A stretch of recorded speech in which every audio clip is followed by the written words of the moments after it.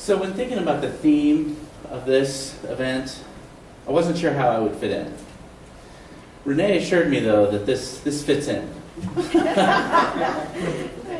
This is about living with depression and anxiety, and it's called Flight Risk. And I'm just going to read about 3 sections of it. The good days are good days because I can live with it, whatever form it takes. I can sit with it, have whole conversations with it. I can live with the looping, repetitive, dark thoughts that creep in and even joke about them, about the depression, strange and funny. As a cynic, I have a dark sense of humor. It's how I cope on the good days, the days when the illusion of well-being and being in control is most prominent.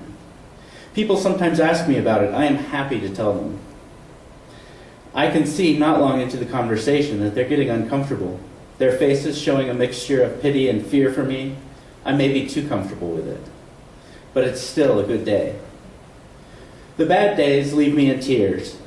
I can't move without pain. I don't want to anyway.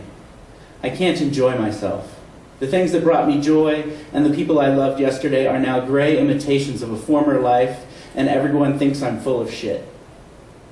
They probably don't, but that's how I'm translating the world right now. I am angry and I isolate myself. Alone, I can finally see how sick I am. I don't want to need help. I don't want to burden the people whom I have alienated. What would they care anyway? Everything is different now. I don't even know how things were. I cultivate a familiarity with the unrecognizable, the unknowable, barely existing in an indescribable terror. Walking up the steps to the house that your apartment is in is difficult. Your feet are heavy, too heavy to lift. Feeling for the edges of everything, you make it through somehow. Opening the door, you walk into your apartment for the first time in 3 days. Breathing in, you feel your heart pumping at a pace that seems way too fast.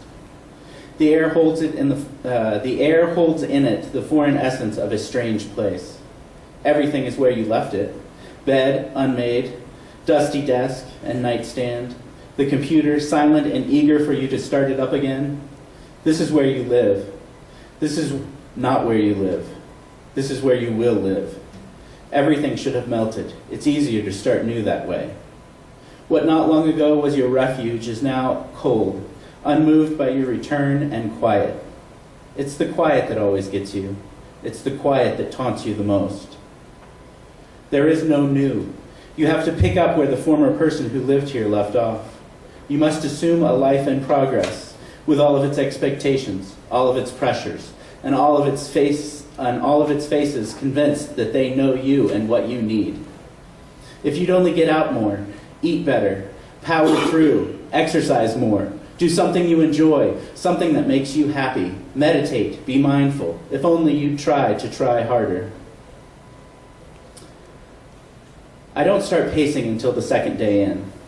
The common area, to the discussion room for group therapy, to the hallway with our rooms, to the discussion room for group therapy, to the common area, and back again, and back again. It's not so much that we're bored, though we are, but that we're fighting from within ourselves. For some, it's a lost cause, and some have already lost their hope, not realizing it. But we can no longer stay still.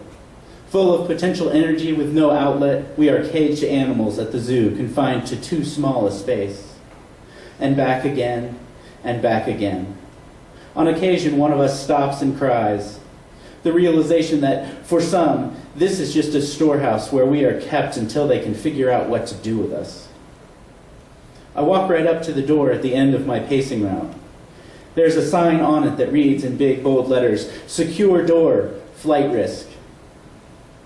It's at the halfway point. I turn around and go back. I think every time I pass the sign, am I a flight risk? Do I pose a danger to the world outside? Should I remain locked away for the safety and security of others and myself? I resent being put on a shelf away from the rest of the world. I don't think I'm a threat. I would, however, run the first chance I got. I would run. I would run so far away and as fast as I could. I want to outrun that door. The one that closes so quickly and so finally. Locked and secured, I now know that I am definitely a flight risk, and always will be. Thank you.